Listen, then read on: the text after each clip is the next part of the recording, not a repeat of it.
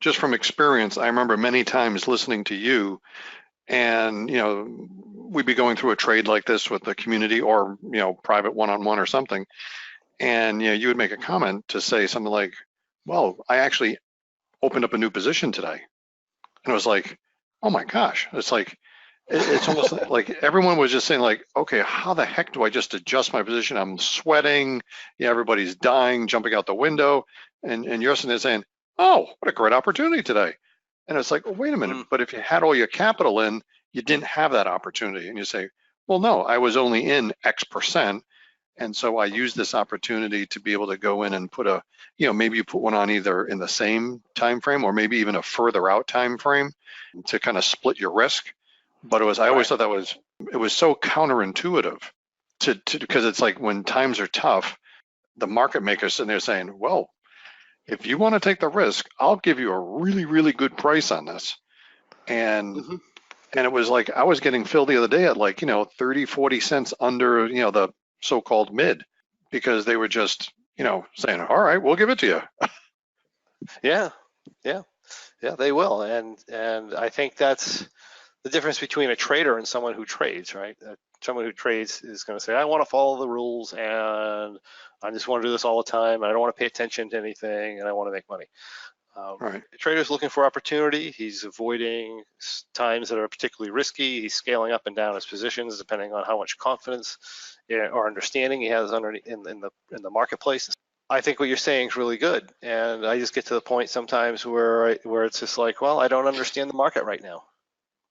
Right. Right. And then it's saying, okay, what did you have in your plan to say that if you had that uncertainty, were you still at 100% capital? And if you were, then you got to kind of look at your plan and saying, hey, if you're that uncertain, one of the options to do is, well, go a little bit lighter.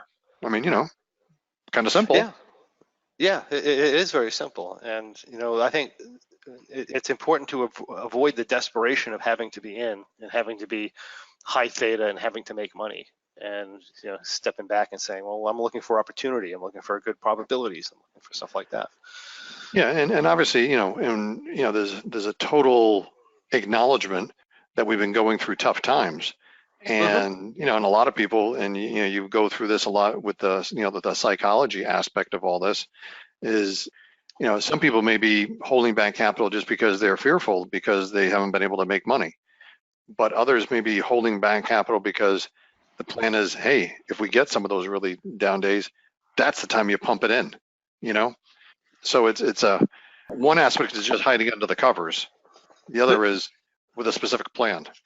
The other side of that coin is, let's say you've been taking some rather large losses, and in some cases, you get the occasional 1.5, 2 times, and now you're going to cut size. So you've just added 2, 3, 4, 6 months for the recovery process. So it's easier said than done. I'm not saying that that's not wrong. It just makes everything that much more difficult, right? On For sure. Not only the trading but the psychological level.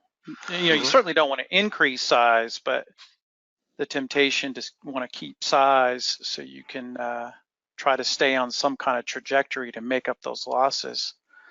But if you don't, you gotta expect it's going to take 6 months or whatever it is to get it back instead of 2 months.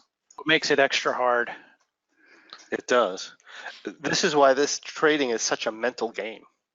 It's such a mental game because realistically, you want to be able to, when you're trading, you want to be able to have the mindset where you can be looking for opportunities and you understand where your risks are and you're willing to put in your capital and you're willing to be wrong at the same time, right? And what happens, I think, a lot of times is we end up taking this loss and we get afraid and we scale down size or we become oversensitive and start over adjusting things. And then these tremendous opportunities present themselves, but we're so afraid of looking for the area where we're going to lose money, we're not paying any attention to opportunity whatsoever. All we're doing is just trying to survive and fight. And that is generally not a good way to trade. It's very well, you miss out on a lot of opportunities there.